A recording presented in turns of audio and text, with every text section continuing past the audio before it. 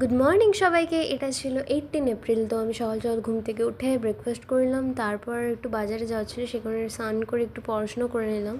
তারপর বৌমনির সাথে গিয়েছিলাম বাজারে। ফার্স্টে তো আমরা বিশাল মেগা মার্টে গেলাম, কিছু জিনিস কেনার ছিল।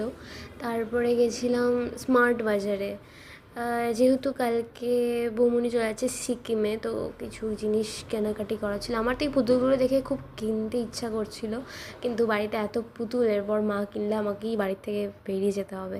তো তারপর বাড়ি এসে আবার আমরা একটু বিকালে পাড়ার মোড়ে এটিএমটায় গিয়েছিলাম। এই সময় ওয়েদারটা খুব সুন্দর ছিল। তারপর তো বাড়ি এসে একটু রিলস বানাচ্ছিলাম, তারপরে তো একটু পড়াশুনো করে স্প্লিটসভিলা দেখে খেয়ে নিলাম রাতের খাবার।